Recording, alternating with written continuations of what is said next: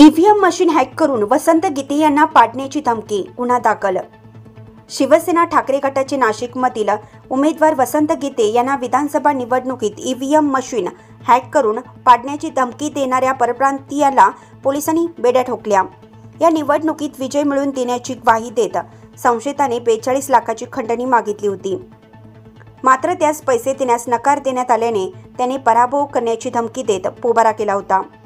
शहर गुन्हे शाखेच्या युनिट 1च्या पथकाने अल्पावधीत संशयितास मखमलाबाद शिवारातून हुडकून काढले असून त्यास मुंबई नाका पोलिसांच्या स्वाधीन करण्यात आलं।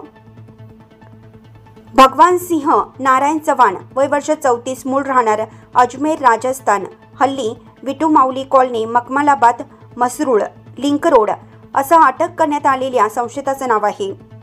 राजस्थान स्थित संशयित चव्हाण मार्बलचं काम करण्यासाठी गेल्या 10-15 दिवसापूर्वीच शहरात दाखल झाला असून अल्पावधीत श्रीमंत होण्याच्या नादात राज्यातील निवडणुकांची संधी साधत त्यांनी ही युक्ती सुचवल्याची कबुली दिली। मंगळवारी दिनांक 5 दुपारच्या सुमारास मुंबई नाका परिसरातील शिवसेना उद्धव ठाकरे गटाच्या मध्य नाशिक मतदारसंघाचे उमेदवार वसंत गीते यांचे संपर्क कार्यालय गाठलं होतं। प्रचार कार्यालय प्रमुख आनंद शिरसाट यांची भेट घेत त्यांनी निवडणुकीत उमेदवारास निवडून आणण्याची ग्वाही दिली। ईव्हीएम मशीन हॅक करून पडलेल्या 10 मतदानापैकी 3 ते 4 मते आपोआप उमेदवाराच्या खात्यात जमा होतील, एकूणच उमेदवार विजयी होईल अशी खात्री दिली। यावेळी त्यांनी या कामाच्या मोबदल्यात 42 लाख रुपये द्यावे लागतील, तसेच ॲडव्हान्स म्हणून 5 लाख रुपयांची तात्काळ मागणी केली।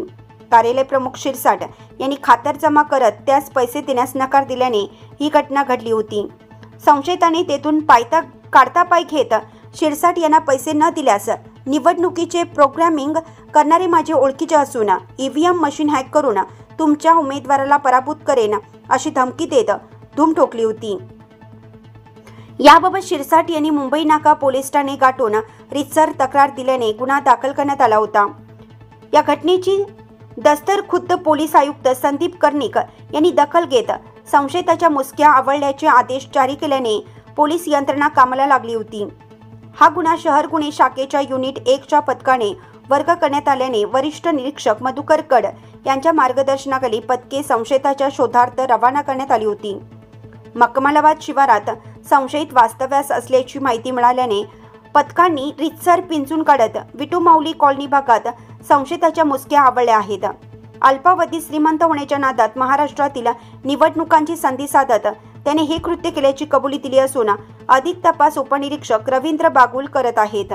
ही कारवाई उपायुक्त प्रशांत बच्चाव, सहाय्यक आयुक्त संदीप मिटके व वरिष्ठ निरीक्षक मधुकर कड यांच्या मार्गदर्शनाखाली सहाय्यक निरीक्षक हेमंत तोडकर, उपनिरीक्षक रवींद्र बागुल, हवालदार प्रशांत मरकड, प्रवीण वाघमारे, शरद सोनवणे, संदीप भांड, प्रदीप मसदे, रोहितदास लिलके, रमेश कोळी, कैलास चव्हाण, योगीराज गायकवाड, विशाल काठे, जगेश्वर बोरसे व किरण शिरसाट आदींच्या पथकाने केली आहे।